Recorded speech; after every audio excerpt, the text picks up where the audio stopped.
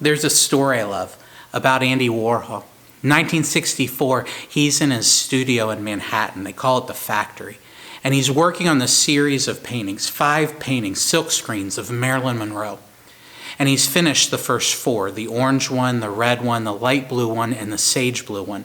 And he's got them stacked up against the wall in his studio, and he's working on the last one, the turquoise one, when a friend of a friend walks in. This lady named Dorothy Pobler. Now, Dorothy is a friend of a photographer that Andy knows named Billy Name. And Billy started seeing this lady, Dorothy, and starts bringing her around.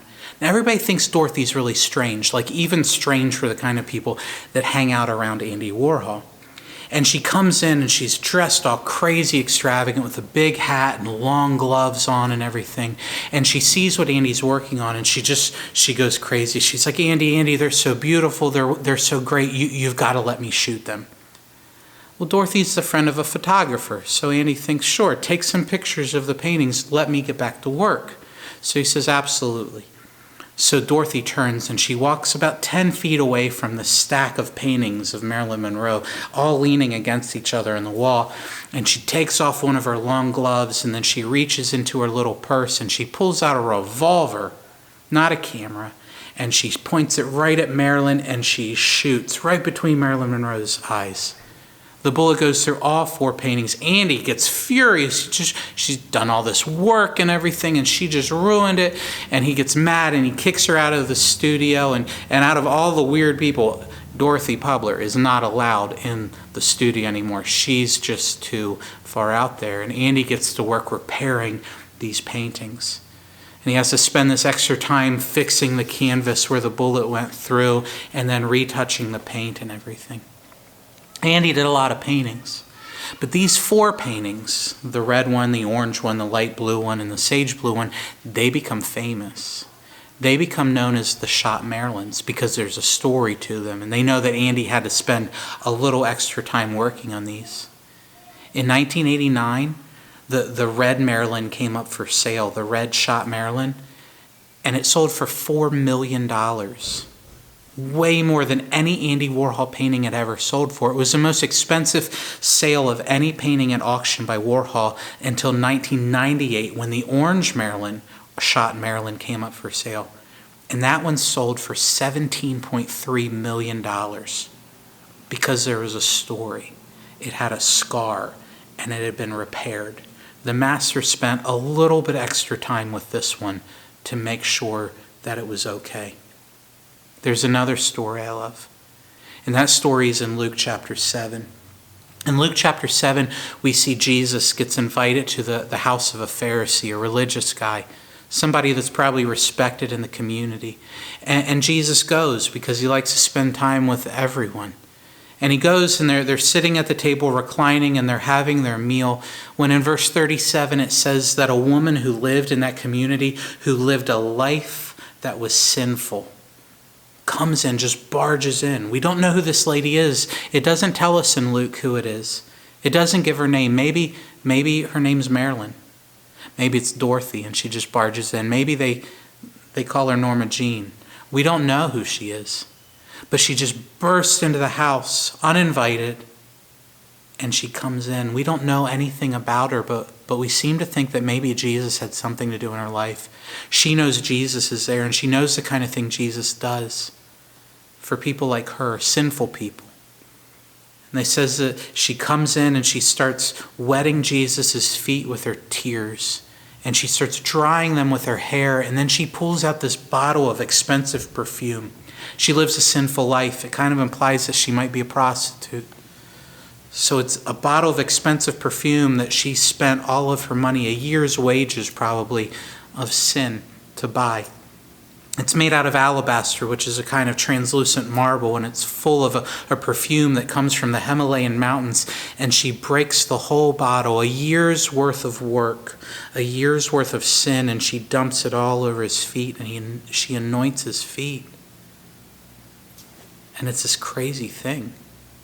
Here's this Pharisee Luke tells us his name's Simon, and he's sitting in his house, and it's like not bad enough that Jesus, this guy that nobody's really sure about, comes in and he's eating there. But now a prostitute shows up in his house unannounced, and she's causing the scene, and she dumped this perfume everywhere, and it's just crazy and extravagant. And Simon begins to feel uncomfortable. And Jesus sees this, that Simon feels uncomfortable, but he also sees Marilyn, Norma Jean, Dorothy, whatever her name is, and he knows what she's going through too. He doesn't have to address what she's feeling because she understands it, but he does choose to address what Simon's feeling. And he says, Simon, can I tell you something? Simon says, yes, teacher, please explain this. Explain what's going on. And Jesus says, so there are these two guys, and they owe their master a lot of money. The one owes him like 500 days' wages, and the other owes him 50 days' wages. Jesus says that master forgives both of those men what they owe him. Then he says, Simon, which of those men do you think love their master more now? Simon thinks, probably not even for a minute, because it makes perfect sense.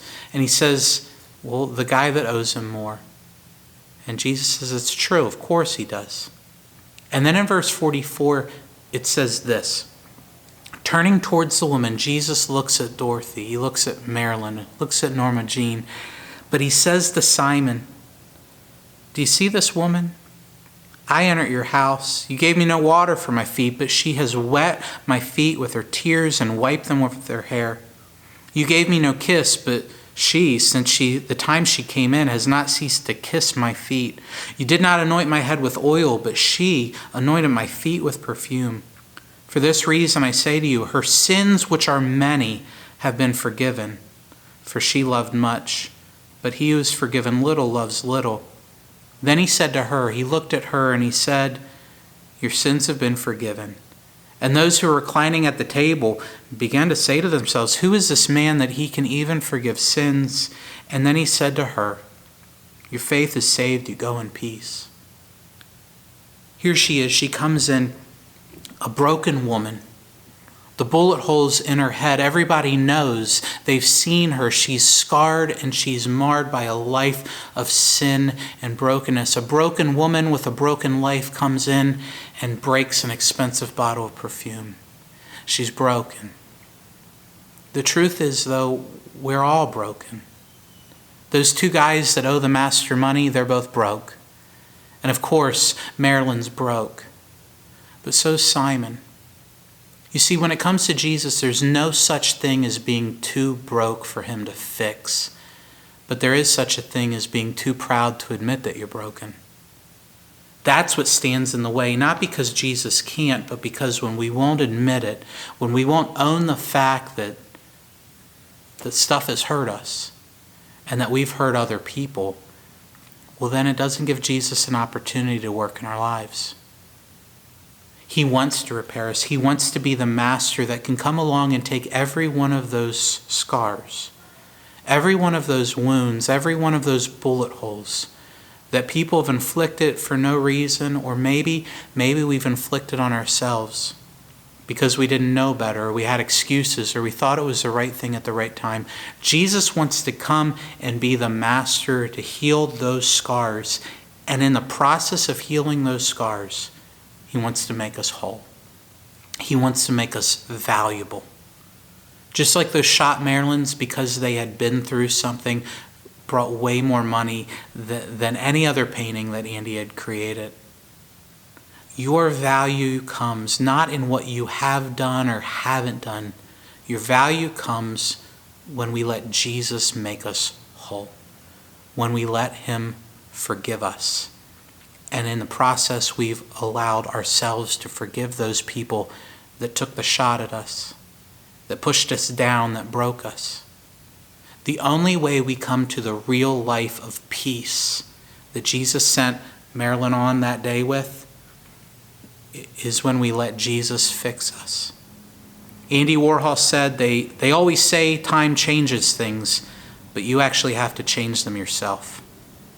Andy Warhol's right. Sometimes we can carry these sins and we can carry the shame and we can carry this guilt, and we think if we just wait long enough, it will all go away. But it never does. It's not about outweighing the scars and the wounds and the shame and the guilt and the sin. It's about taking them back to the Master that created you and accepting his forgiveness and accepting his grace and living in the peace that only he can give us. If you know today that you need that, then why would you wait? The Master wants to make you whole, and he wants to forgive you. Jesus is always ready to forgive you.